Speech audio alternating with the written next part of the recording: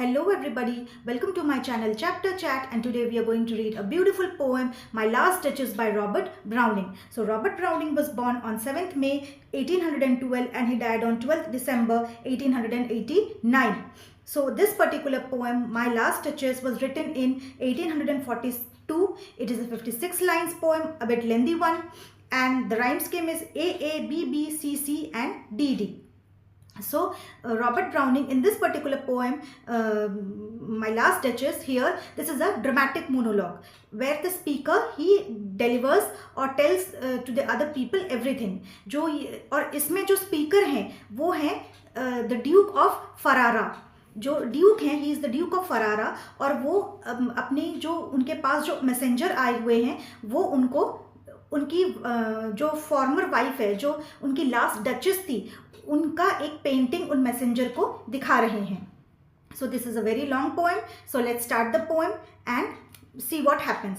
और इस पोएम का थीम जो है, जो मेन थीम है, वो है objectification of women, social status and the nature of man. जो इस टाइम पे जो लिखी गई है, जब पोइट ने ये लिखा है तो उस टाइम पे जो किंग्स थे, जो लोग थे, जो हायर लेवल के लोग थे, उनको अपना सोशल स्टेटस बहुत इम्पोर्टेंट था. वो दिखाना चाहते थे बाकी लोगों को कि हम कितने, वो जो किंग हैं, ड्यूक हैं और जो पावरफुल लोग थे वो कितने बड़े हैं और उनका सोशल स्टेटस कितना बड़ा है बाकी लोगों के कंपैरिजन में, वो कितने ऊंचे ओहदे के हैं और वो कितने बड़े हैं. So let's start the poem. तो ये here the speaker is the duke of Ferrara, और वो एक उनके किंगडम में एक मैसेंजर आए हुए हैं, तो उनको वो पेंटिंग दिखा रहे हैं अपनी वाइफ की. That's my last duchess painted on the wall. Duchess means his last, जो ड्यूक है उनकी लास्ट वाइफ जो थी, उनकी वाइफ अब इस दुनिया में नहीं है, शी इज़ डेड. और उनकी एक पेंटिंग वो मैसेंजर को, जो दूसरे कंट्री से एक मैसेंजर आए हुए हैं, उनको वो दिखा रहे हैं. That's my last duchess painted on the wall, looking as if she were alive. I call that piece a wonder now, Fra Pandolf's hands. So ये पेंटिंग वो मैसेंजर को ड्यूक ऑफ फरारा दिखा रहे हैं और बोल रहे हैं that's my last duchess painted on the wall. तो ये पेंटिंग जो है ये मेरी लास्ट वाइफ की है और वो अभी इस दुनिया में नहीं है, पर ये उनकी पेंटिंग है. Looking as if she were alive. तो ये पेंटिंग इतनी खूबसूरत है कि ऐसे लग रहा है कि वो डचेस सचमुच वो पेंटिंग में खड़ी है. वो पेंटिंग इतनी सुंदर बनाई है. और वो पेंटिंग किसने बनाई है? फ्रा पैंडोल्फ. फ्रा पैंडोल्फ नाम का एक पेंटर था जो बहुत फेमस पेंटर था, और उसने ये पेंटिंग बनाई है.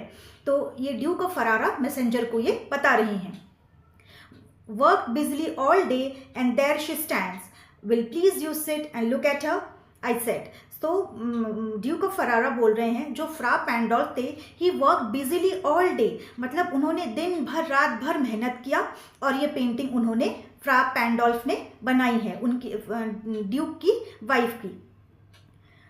Fra Pandolf by design, for never had strangers like you the picture countenance, the depth and passion of its earnest glance. So the Duke here wants to say कि जो painter थे वो, उनकी पेंटिंग इतनी अच्छी थी कि वो कोई भी जिंदा लोगों की तस्वीर ऐसे बना लेते हैं मानो वो बहुत उसमें जान डाल देते हैं. जैसे वो ड्यूक की वाइफ, शी इज़ डेड, लेकिन उस पेंटिंग को देखने से ऐसे लग रहा है मानो वो उस पेंटिंग में ही जिंदा खड़ी है. वो पेंटर ने इतना अच्छा खूबसूरत पेंटिंग बनाई है. But to myself they turn, none put by the curtains that I have drawn for you but I.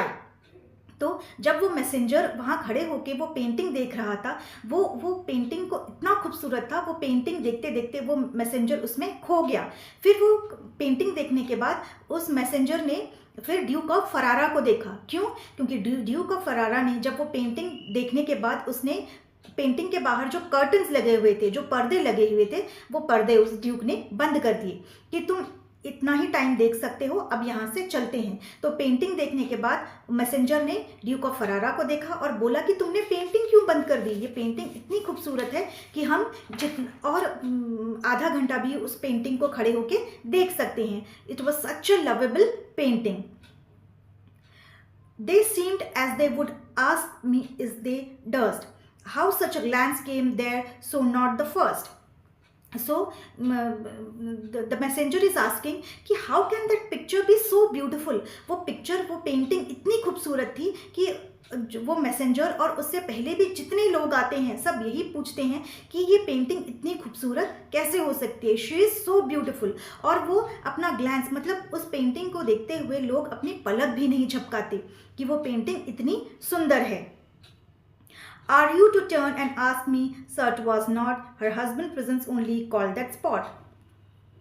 So यहाँ पे वो ड्यूक बोल रहे हैं, you are not the only one, all the other people, मतलब जितने लोग भी किंगडम में आते हैं, किंग के ड्यूक के पैलेस में आते हैं और वो पेंटिंग देखते हैं, सब उस पेंटिंग के बारे में बातें करते हैं कि जो लास्ट डचेस थी वो कितनी खूबसूरत थी. And the painting is so beautiful, it is lively. Her husband's presence only called that spot of joy into Duchess' cheek perhaps. Fra Pandolf chanced to say her mental lapse over my body raised too much of paint. So यहाँ पे duke बोल रहे हैं जो Fra पैंडोल्फ के हाथ थे उनमें जादू था, उनमें इतना जादू था कि वो किसी की भी पेंटिंग बना के वो इतना खूबसूरत वो बना देते थे. और उनकी वाइफ जो लास्ट डचेस थी वो इतनी खूबसूरत थी या नहीं पता नहीं, पर फ्रा पैंडोल्फ ने जब वो पेंटिंग बनाई तो उस पेंटिंग ने लास्ट डचेस को और भी ज़्यादा खूबसूरत बना दिया. हो सकता है मे बी वो खूबसूरत हो, और वो थी भी खूबसूरत, लेकिन जब फ्रा पैंडोल्फ के हाथों ने वो पेंटिंग बनाई तो उस डचेस की खूबसूरती और कई गुना बढ़ गई, 10 टाइम्स बढ़ गई उस पेंटिंग के वजह से. एंड दैट इज़ वाई जिन्होंने उन्हें नहीं भी देखा है वो अब देख के ये सोचते हैं कि डचेस कितनी ज़्यादा खूबसूरत थी. वो डचेस थी, सब लोगों ने उन्हें नहीं देखा था, पर अब जब पेंटिंग में भी लोग उन्हें देखते हैं और उन्हें याद करते हैं तो वो कहते हैं, oh my God, she was so beautiful. Must never hope to reproduce the faint half lush that dies only her throat such stuff. So यहाँ पे ड्यूक बोल रहे हैं, my wife had many reasons to blush when people admired her. मतलब जब वो जिंदा थी, जब डचेस की लोग तारीफ किया करते थे, वो ब्लश करती थी, वो खुश हो जाती थी. और वो कोई भी उसकी तारीफ करे, वो उसकी तारीफ सुन के, वो खुद की तारीफ सुन के डचेस बहुत खुश हो जाती थी. Her half lush that dies along her throat, such stuff was courtesy, she thought, and cause enough. So anybody praised my wife and she would be happy. तो ड्यूक यहाँ पे बोल रहे हैं, कोई भी मेरी वाइफ की तारीफ करता था वो बहुत खुश हो जाती थी. और शायद जब वो पेंटिंग बना रहे थे, फ्रा पैंडोल्फ जब ये पेंटिंग बना रहे थे तो उन्होंने भी डचेस की तारीफ की होगी, that you are so beautiful, कि आप इतनी खूबसूरत हैं कि मुझे पेंटिंग, मैं बहुत मेहनत कर रहा हूँ पेंटिंग बनाने में. जब ये सारी बातें हो रही होंगी इसीलिए मेरी वाइफ ब्लश कर रही थी. और ये सब बातें ड्यूक बोल रहे हैं वो मैसेंजर को, उनकी वाइफ, वो लास्ट डचेस की पेंटिंग को देख के ये सारी बातें वो उसे बता रहे हैं. For falling at that spot of joy she had, a heart how shall I say too soon made glad. A heart how shall I say too soon made glad. इस लाइन का मतलब है जो डचेस थी उसका heart इतना अच्छा था कि वो जल्दी हर चीज़ में जल्दी सबसे खुश हो जाती थी. तो ड्यूक का ये बोलना है, a heart I shall say how too soon made glad. Too soon made glad इस पर्टिकुलर सेंटेंस का मतलब है टू सून, मतलब वो बहुत जल्दी किसी भी चीज़ से वो या किसी की भी बात से वो डचेस खुश हो जाती थी. उसको खुश करने के लिए मुझे मेहनत नहीं करनी पड़ती थी. अगर कोई भी मैसेंजर हो या कोई भी उनके सर्वेंट्स हैं, कोई भी उसे बोल दे, duchess you are so beautiful, you are so pretty, कोई भी सिली सी चीज़ में वो खुश हो जाती थी. उसको खुश करने के लिए मेहनत नहीं करनी पड़ती थी. Too easily impressed, she likes whatever she looked on and her looks went everywhere. Too easily impressed इस लाइन का मतलब है कि डचेस को खुश करने के लिए मेहनत नहीं करनी पड़ती थी, वो इजीली किसी से भी इम्प्रेस हो जाती थी. Sir was all one, my favorite as a breast. तो जब ड्यूक भी उसको देखता था वो वैसे ही खुश होती थी, कोई मैसेंजर उसे देखता था वो वैसे ही खुश होती थी. The dropping of the daylight in the west, the bow of cherries some officials fool broke in the orchard for her the white. तो ड्यूक यहाँ पे बोल रहे हैं, the dropping of the daylight in the west mean जब sunset होता था west direction में तो डचेस खुश होती थी.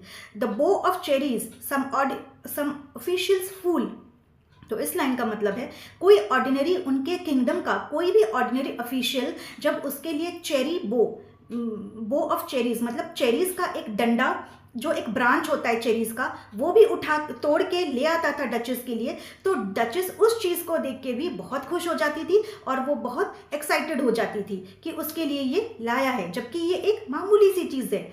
जो वो एक डचेस है, उसको इन सब चीज़ों को लेकर खुश नहीं होना चाहिए, उसे बहुत प्राउड रहना चाहिए और इन लोगों से बातें नहीं करनी चाहिए। बट ये सिली चीज़ों को लेकर भी डचेस बहुत खुश हो जाती थी। Broken She rode with round the terrace all and each. The white broke in the orchard for her the white mule. She rode with round and the terrace all each. तो duke यहाँ पे बोलना चाहते हैं कि वो sunset को भी देख के खुश हो जाती थी, जब कोई ऑफिशियल्स उसके लिए चेरी बो, जैसे चेरीज का एक ब्रांचेस भी तोड़ के लाता था, तो उसमें भी वो खुश हो जाती थी। और वो अपने म्यूल पे जब बैठ के टेरेस में घूमती थी, उस चीज़ के लिए भी वो खुश हो जाती थी।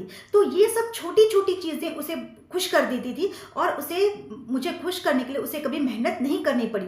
वो एक डचेस थी, जबकि उसे ये सब चीज़ों में कोई भी हैप्पीनेस नहीं मिलनी चाहिए, बट ये सब चीज़ें उसे खुश करती थी and she was happy. Oh, blush at least, she thanked men God but thanked. Somehow I know, not now as if she ranked. She thanked people for everything. तो ड्यूक इज टेलिंग वो duchess थी, but वो सारे लोगों को हर चीज़ के लिए, छोटी छोटी चीज़ों के लिए थैंक्स करती थी, जो एक डचेस को नहीं करना चाहिए। My gift of the 900-year-old name, my gift of, ये लाइन बहुत इंपॉर्टेंट है, my gift of a 900-year-old name. तो ड्यूक यहाँ पे बोल रहे हैं, वो ड्यूक हैं, वो उनकी फैमिली कितनी इज्जतदार फैमिली है, कितनी रेप्यूटेड फैमिली है, और उन्होंने अपने डचेस को, लास्ट डचेस को क्या दिया था, एक 900-old नेम, उनका जो खानदानी नाम है वो नाम दिया था डचेस को। इतना पावरफुल नेम, फेम, और वो डचेस की, वो किंगडम की वो डचेस थी, इतना पावरफुल उनका जो नेम है, जो 100-year-old नेम है, वो दिया था डचेस को। इतना पावरफुल, इतना मेगा चीज़ दिया था, लेकिन जो डचेस थी वो हर छोटी सी चीज़ में खुश हो जाती थी। She should understand that she is a queen and she should not stoop in front of anybody. और ड्यूक ये बोलना चाहते हैं कि उसे याद रखना चाहिए कि वो एक क्वीन थी और उसे इन मामूली चीज़ों में, छोटी छोटी चीज़ों में खुश नहीं होना चाहिए। शी शुड बी प्राउड, और उसे हमेशा प्राउड रहना चाहिए और छोटे लोगों से बात नहीं करनी चाहिए थी। With anybody's gift who'd stoop to blame this sort of trifling, even had you still in speak which I have not make you will. तो वो बोलना चाहते हैं कि वो इन सब छोटी छोटी चीज़ों के लिए उसे खुश नहीं होना चाहिए। She should be proud as she is the Duchess. Or this in your disgust me here you miss. I wanted to tell my तो ड्यूक यहाँ पे बोल रहे हैं, I wanted to tell my wife कि ये जो बिहेवियर है उसका, ये डिस्गस्टिंग बिहेवियर है and she should not do this. वो एक डचेस है, उसको बहुत उसके पावर क्या है उसको समझनी चाहिए थी, और उसे हर किसी के आगे झुकना नहीं चाहिए, थैंक यू नहीं बोलना चाहिए, और उन्हें सबको ऑर्डर्स देने चाहिए, जो कि वो नहीं करती थी। ये सब चीज़ें वो छोटी छोटी कॉमन लोगों की तरह वो बिहेव करती थी, जो कि उसे नहीं करनी चाहिए, और ये सारी क्वालिटीज ड्यूक को पसंद नहीं आती थी। Herself be listened, so not plainly said, her wits to you forsook and made excuse.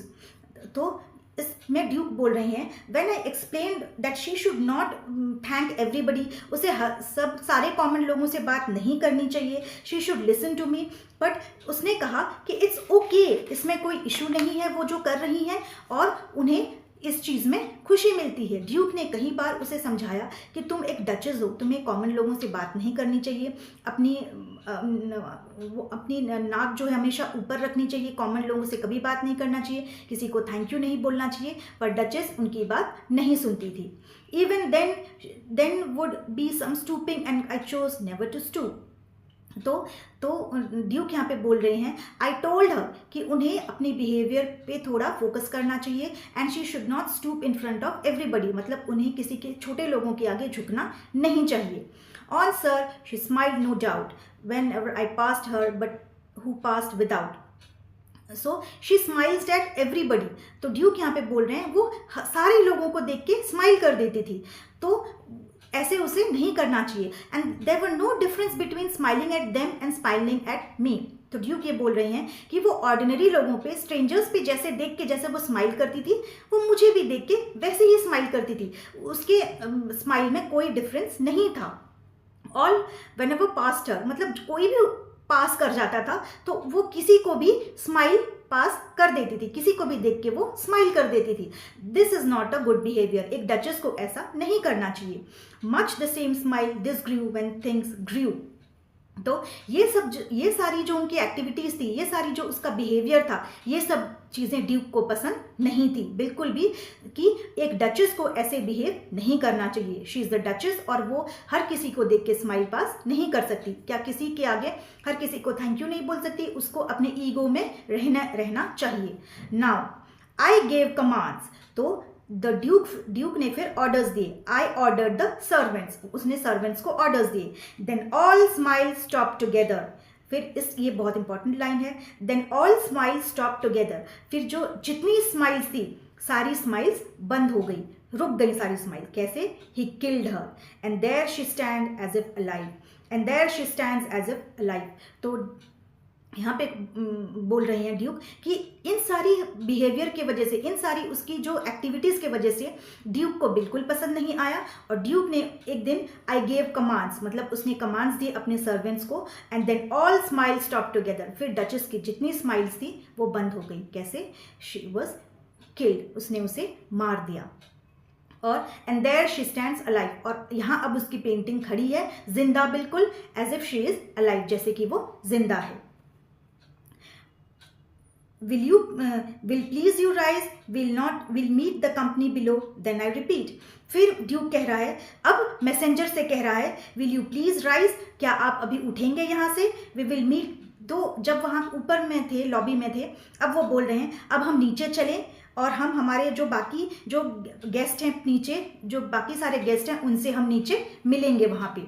The count your master known munificence, तो यहाँ पे ड्यूक बोल रहे हैं उस मैसेंजर से। ये जो मैसेंजर है ये एक दूसरी कंट्री से आया है, और जो ड्यूक अभी जो ये ड्यूक है उस कंट्री के जो किंग है उसकी बेटी से शादी करने वाला है, तो उनका मैरिज प्रपोजल ये चल रहा है। तो ये मैसेंजर से उस बारे में बात कर रहे हैं और वो कह रहे हैं the count your master known munificence, मतलब जो ये किंग हैं तुम्हारे, ये मैसेंजर से बात कर रहे हैं, जो तुम्हारे किंग हैं वो तो बहुत जनरस हैं। मैंने सुना है कि वो बहुत जनरस हैं, वो लोगों को सब कुछ दे देते हैं, लोगों को बहुत हेल्प करते हैं। I think he will give me something, मतलब मुझे लग रहा है कि मैं जो बोलूँगा वो शायद मुझे भी सब कुछ देंगे। It's ample warrant that know just pretence of mind for dowry will be disallowed, मतलब वो ड्यूक यहाँ पे बोल रहा है मैंने सुना है कि तुम्हारा जो किंग है वो बहुत जनरस है, वो सब लोगों को सब कुछ दे देता है, तो आई थिंक मैं उन्हें जो डाउरी में मांगूंगा वो मुझे कभी मना नहीं करेंगे, वो मुझे सब कुछ दे देंगे। Though this fair daughter self as I vote, तो ड्यूक यहाँ पे बोल रहा है I went to tell him that I am not interested in dowry but I am interested in the girl I want to marry her. तो duke यहाँ पे बोल रहा है तुम्हारे किंग से मुझे कोई भी डाउरी नहीं चाहिए, मुझे क्या चाहिए? मुझे उसकी बेटी चाहिए, मैं उसकी बेटी से शादी करना चाहता हूँ। Together down sir, together down sir, तो ड्यूक यहाँ पे बोल रहा है sir now can we go down, अब हम साथ में नीचे चल सकते हैं।